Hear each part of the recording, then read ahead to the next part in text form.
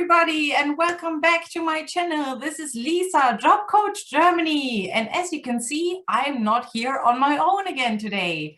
I have a guest. Mbali is here. Hello.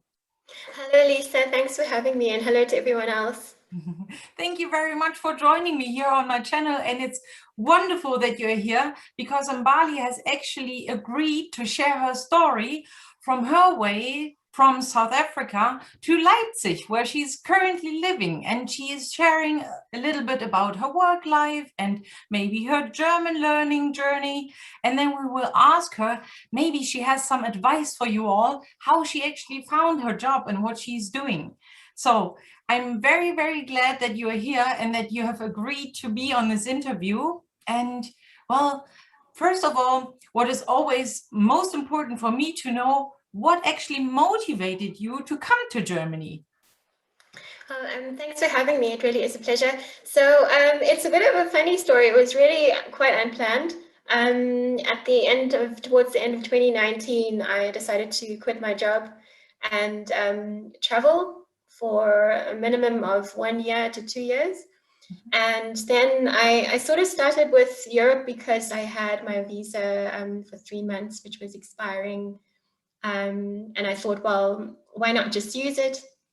And I found this, my idea was that while I was traveling, I really wanted to visit a lot of sustainability organizations. So anyone that was doing like projects in their communities or projects that are environment related.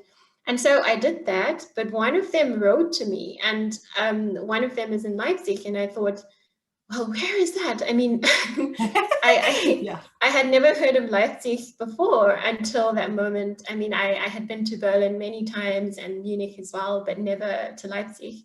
And so then I was like, well, why not? So I came here and I really liked it.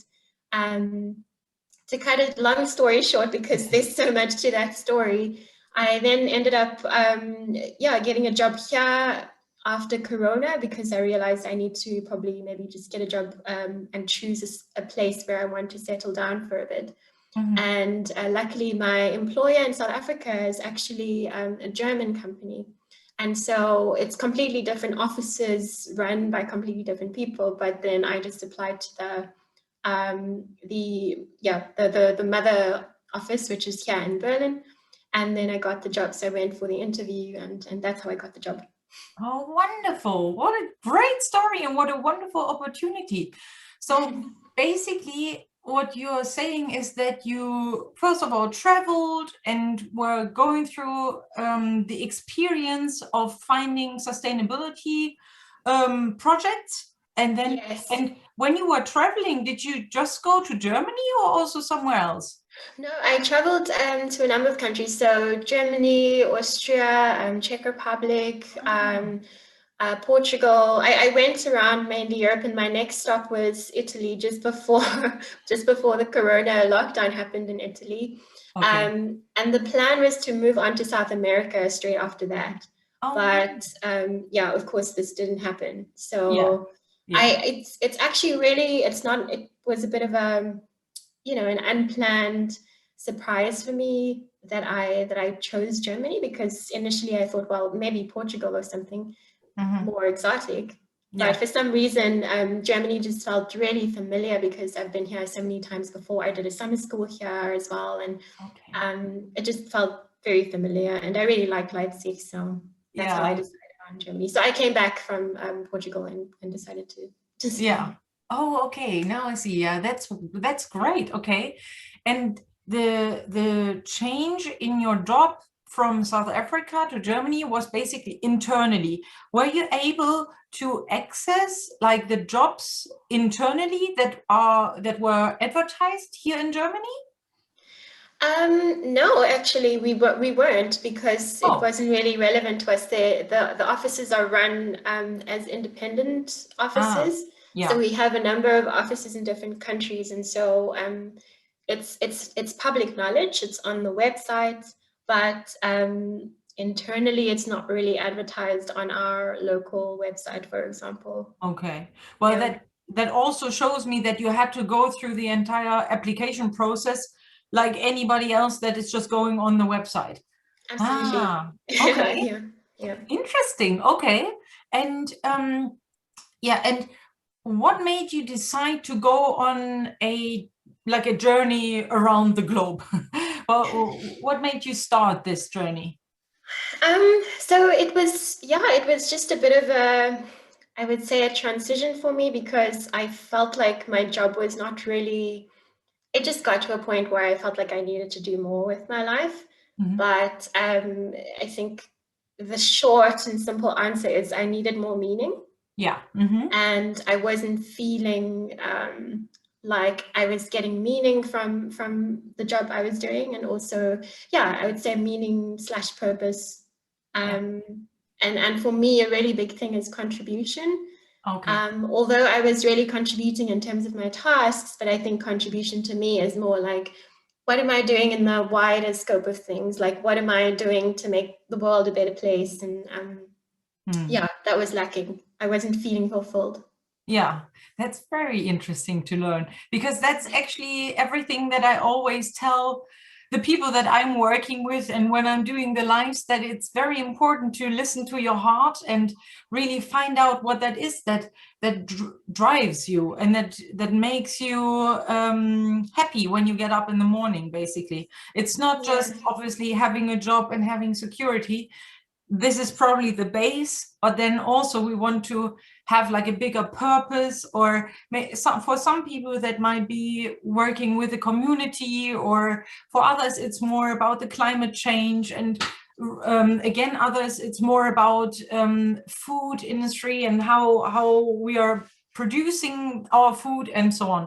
So this is Yeah. something I think that people just start asking themselves if they already have a little bit of work experience, because obviously when you get out of your studies out of university, you're just happy to have a job. And so the job that you had in South Africa, is that the same job that you are having in Germany right now? So is it the same job title? And what are you doing? So it's similar, but I Mhm. would say that when I'm responsible for project management for our international portfolio at the moment, Mhm. and in South Africa, I was responsible for the same, but only for South Africa. So right now, it's more, I would say, more high level Mhm. in terms of reporting on all our different portfolios across new markets. Ah, okay. So you're Yeah. working a lot more international now.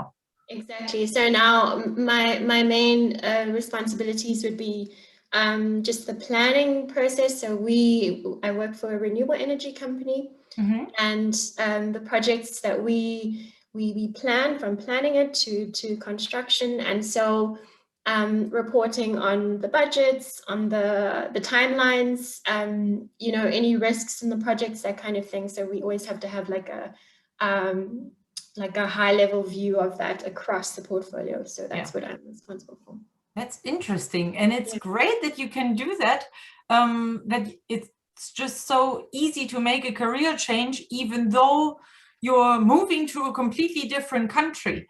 And are there new rules or anything that you had to learn apart from the German learning? We will get into this in a second. But are there any more rules that you had to learn for your job now being in Germany? Yeah, absolutely. There are some software platforms that we use here that we don't use in South Africa, or different ones that we Mhm. use. And I think the most important thing with the kind of projects that we do is every country has its own legal requirements, Yeah. for these kind of projects. And so permitting, you've got to understand what the regulations are for each country. And this is why it's so good to have like a strong local team, and fortunately we have that. So these people know exactly what the regulations are, and on our side, I need to be the link, between our local teams and our central mother company, I'd say. Yeah. Yeah, well, that's really cool. It's always great to hear when there are links in between different countries, and that you are this link. Yeah, That's, absolutely. And some of these things that I had to learn are also subtle. Like, it's, cultural norms are yeah, very different across the country. So it's understanding how people will even engage on Zoom, for example, is very different across the countries, you know, Yeah. so yeah. That's true. That's true. And especially when starting your work with Corona, I mean, have you, like, is the office actually in Berlin or is the office in Leipzig? Or are you doing like remote work, working from home the entire time? So the office is in Berlin, and I've been in home office in Leipzig since October. Ah, yeah. And yeah, so it's totally manageable this way because Mhm. we're used to already having colleagues from different countries, and those are the people that I speak to Yeah. most of the time. And even when I am in the Berlin office, to be honest, I don't really see some of the people that I am working with because it's by email or call. And the people that I don't necessarily need stuff from, those are the people that I will like go and have lunch with when I am in the office. So that would be the main change. I'd say the social connections are, yeah, those are not there anymore because I'm in home office. Yeah, yeah, okay, I understand. And Yeah. well, and was it, well, but that basically means you started the work still in the office, but then since October you are in the home office. Okay. Correct, yeah. And okay, well, let's take a step back. When you were applying for that job, Mm-hmm. did you do that online or did you go to the office in Berlin and had the interview in person? And yeah, how was that? Well, I submitted the application online, Mm-hmm. and then I got a response to say, I think, I'm not sure if I waited between a week and 2 weeks for a response. Oh. And then I got a response to say they'd like to have a follow-up interview, and they Mm-hmm. suggested a time and a date, Mm-hmm. and whether I'd be available for that. So I had to then, I was actually in Berlin at the time, so I Yeah. could go to Berlin and do the interview. But then I also had to do another interview at the main office, which is in Prenzlau. Ah, yeah. Yeah, which is northwest of Berlin. It's Mm-hmm. about an hour and a half away by train. So yeah, I had to do that interview there as well. And yeah, so yeah, that's So basically. okay, so basically that sounds like a two stages interview. And at any point in the interview process, did you have to speak German? No. I mean, I didn't speak any German then. Ah, Because yeah, I just didn't speak any German. yeah. And but one of the requirements though is that I would learn German like I am doing now because yeah, because I am a link between our mother company, which is mainly German Mm-hmm. speaking, and connecting them to yeah the rest of the different countries that we have. Yeah. Okay. Yeah. And when you had these two stages, so from my HR background, it's normally like that, that you have normally the first part is mainly with HR people, and then the second part is more with the technical team that you're actually going to work with. Was it the same for you? It was both together for Ah, me okay. at the same time. And then it also had to, there was something that was different actually for me, which didn't happen in South Africa for HR, is they had to go through the works, I think it's the Works Council or something Yes, like that, true. to Yeah. approve the role because according to my understanding, they have to prove that the job role can't be done by a German applicant because yeah, this is my understanding that Okay. So they okay. have to justify why they would hire then like somebody external for the job. Yeah. Yeah. Okay. Well, that is actually very interesting. And when did you apply for that job? So I applied for the job 2020. Yeah, like Yeah. January, I think. January. January. Okay, okay. Because there, it's really interesting. Well, you mentioned two things here, and especially the topic about the works councils is really strange for people from outside of Germany. But in Germany, if the company has a certain size, more than, I don't know, I have to look that up again, but more than a specific amount of people that are working there, then you can form a works council. And they are actually there for the employees and to protect the employees. So when I was still working in HR and I was talking to the applicants and talking to them about that the work council actually needs to prove or just approve the contract with that particular person, they were basically just looking whether your skill set matches the role as well. Exactly. And so that everything is just in order. But actually they are there to support you, not to find out whether there is a German applicant that is needs to get the position rather than you. And on the 1st of March in 2020, there was a new law that was passed, the Skilled Immigration Act. So you applied just before that. But since then, it's all of the applicants are screened equally. So it doesn't really matter. So this cause or the reasoning behind just we need to look whether you have the right to work with us instead of a German applicant. This is not possible anymore right now. So this has changed. 2 months later. Yeah, 2 months later, right? That's funny. However, that's it's still the work council will still, if the company is big enough and has a work council, the work council will always have to sign it, and they will always need some time.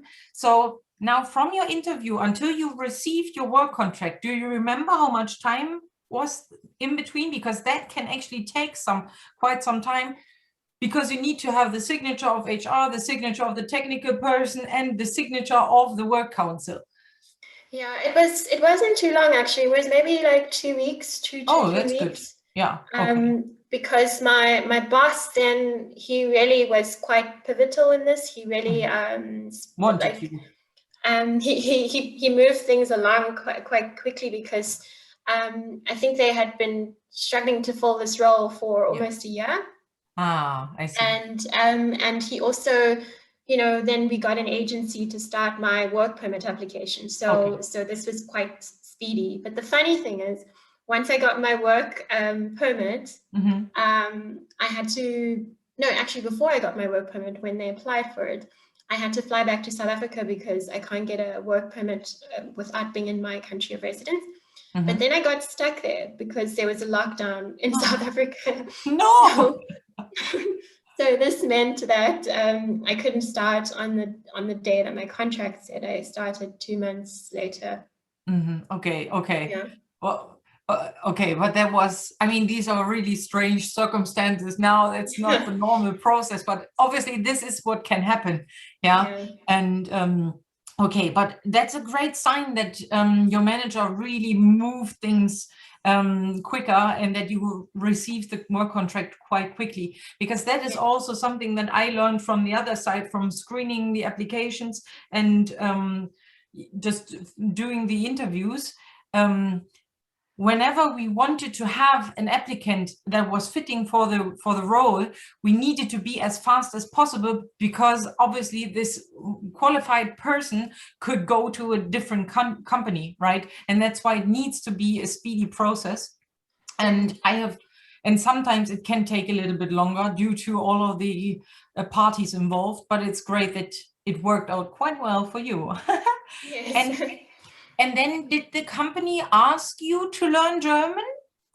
No, I asked them. I told them in my interview that this is actually one of my requirements, is that I would really like to be supported in learning German, because I want to have a full immersion. But I also would like to, I don't want to delay the process of learning the language. Okay. So that's wonderful. And that basically shows that you were supported with your work permit, you were supported with your German learning. And this is actually very good for everybody that is listening right now, because that's what I always tell people. You can ask for those things during the job interview. You don't have to do everything on your own. And it's a win-win situation, obviously, for the company. If they see that you're willing to learn German and that you are learning German, you need it on the job, and you can use it for your private life then as well. So that's perfect. Yes. And Now you've been here in Germany for quite some time. Have you encountered any cultural misunderstandings so far that have shocked you or just made you smile?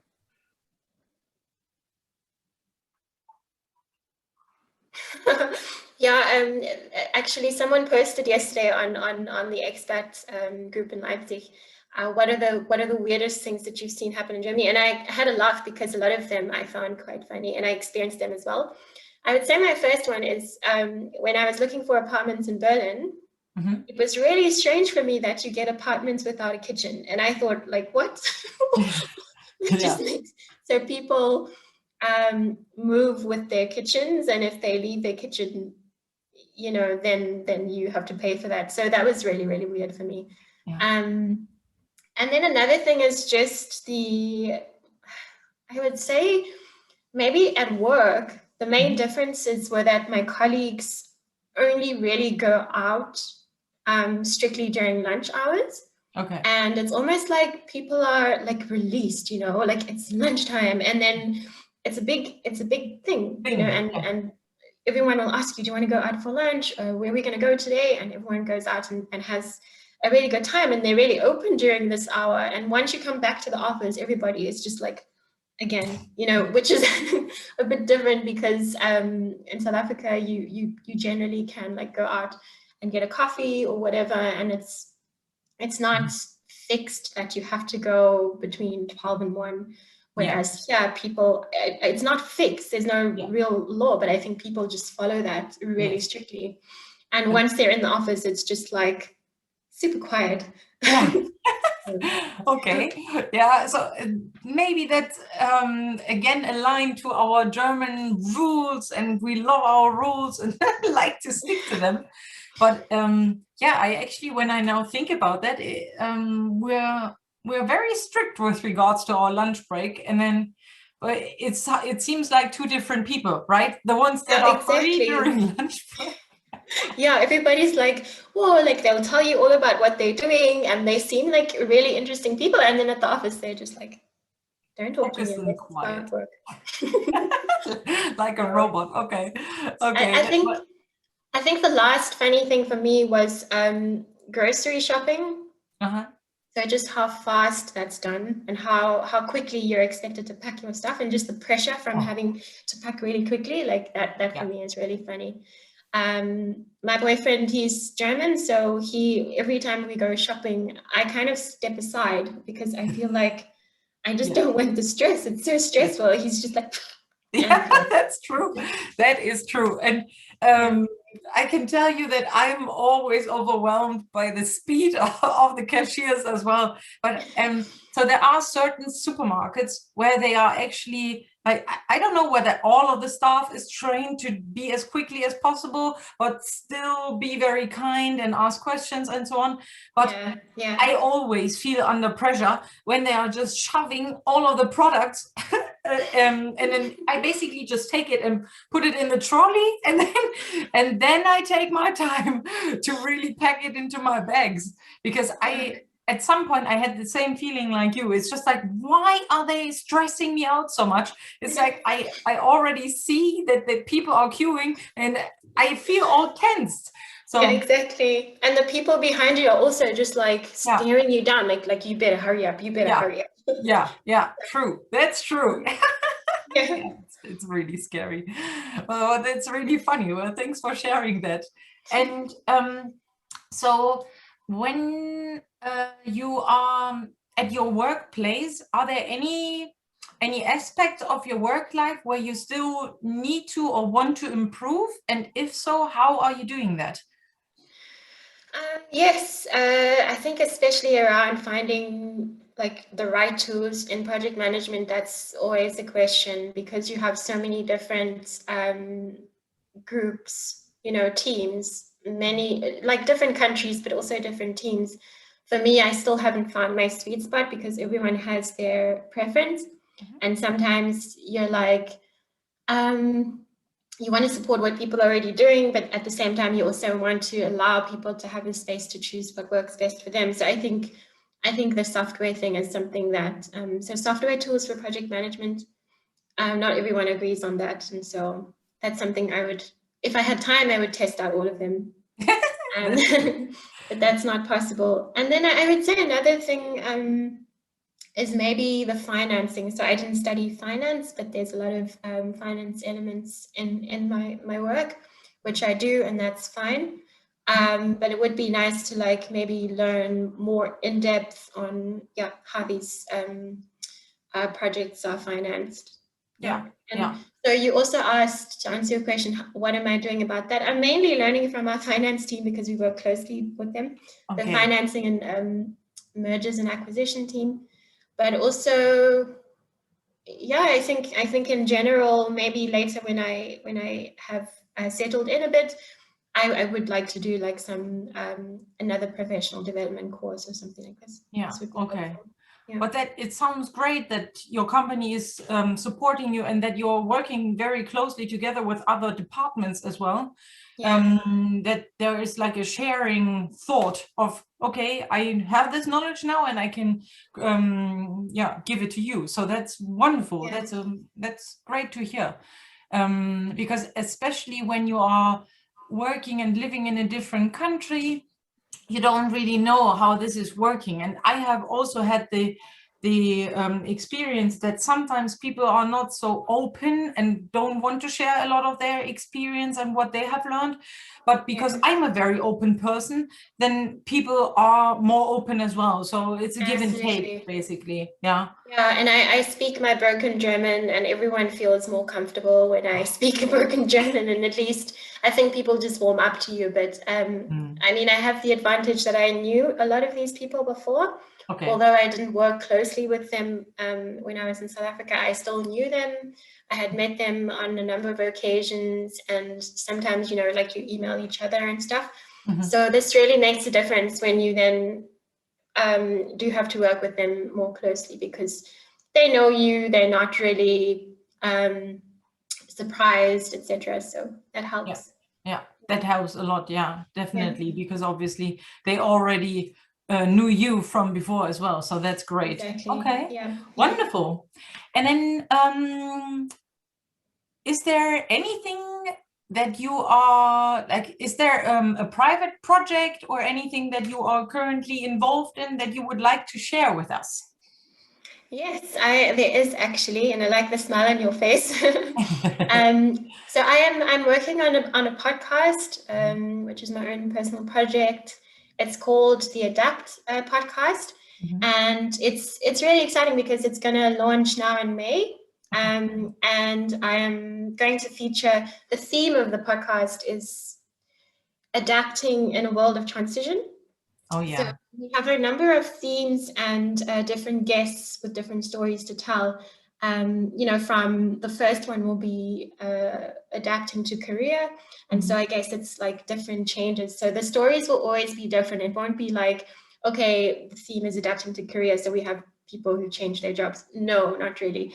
It'll be like, for example, someone who's changed their career field because willingly or unwillingly. Somebody who's changed it for like different reasons. So I think it's going to be really interesting because a lot of the questions are coming from my own personal journey and also from the questions that I have as well about the world and people, and but it's mainly based on sustainability themes. That's really cool, and that's so exciting, and that's why I had this huge smile on my face, because obviously we've spoken about that already beforehand. Yes. I'm very excited that that you're launching this podcast. And so when can do you already know when you are posting the episodes?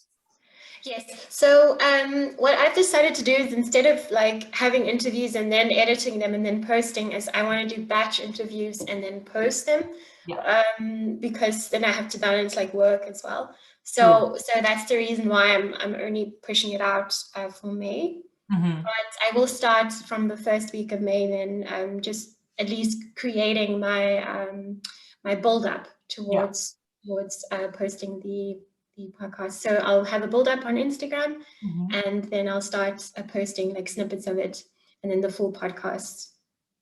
Well, that sounds really exciting. And everybody that is listening to us right now or watching this video or this interview later, we will both keep you updated. So once Mbali is opening the episodes, then I will share the links as well so that you can take a listen, because obviously everything that she's talking about is very relevant, not just for expats that are moving across the globe and finding new careers, but for anybody that is going to be in a situation when they have to adapt to anything. And we have to constantly do that.